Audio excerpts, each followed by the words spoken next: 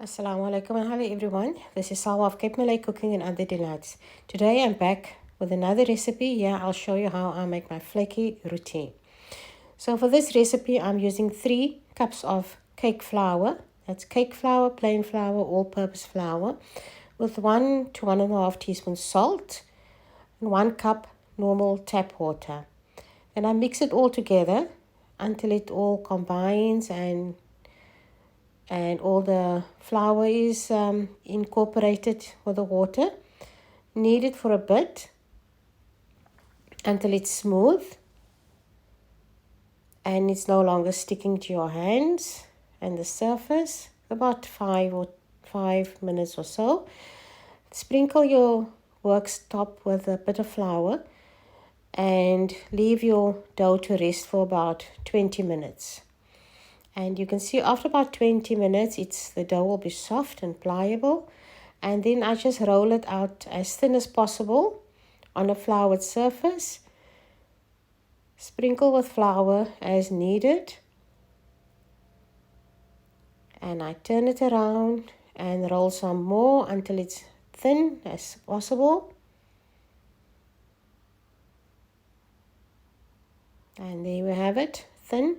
Then I take 125 grams of soft butter. So I'm using real butter, but you can use your favorite margarine as well. And then you just rub your butter, your soft butter over the dough, sprinkle with flour and roll it up like I'm doing here.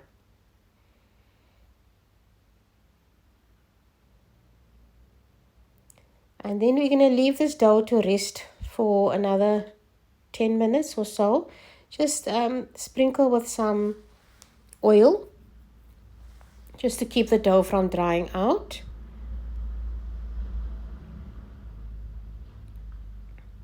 And then I stretch the dough ever so gently.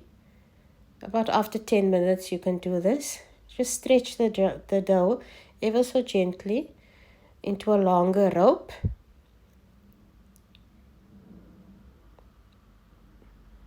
And then I'm going to turn or form my rotis into balls. So you can see I'm going half clockwise and the other side I'm doing anti-clockwise.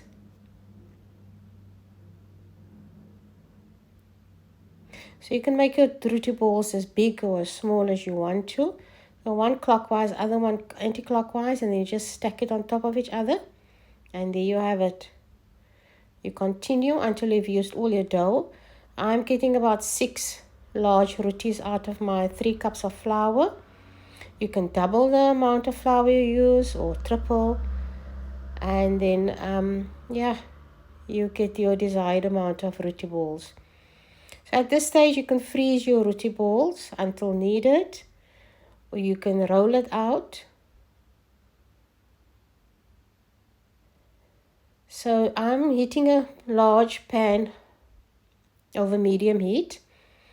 And then I'm rolling my roti balls as thin as possible again. You can put some oil on your surface to prevent it from sticking, but it shouldn't be necessary as in the butter in the dough should be sufficient. But if you feel it's sticking, by all means, add a bit of oil to your surface. Then you're going to cook your roti until it's sort of dry on the one side. Flip it over, cook the other side. So this process about 2 minutes on each side. So that's 2 minutes on each side.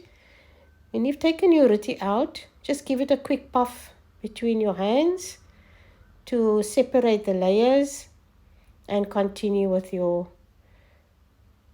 rest of the rotis. So that's it, my easy flaky roti recipe.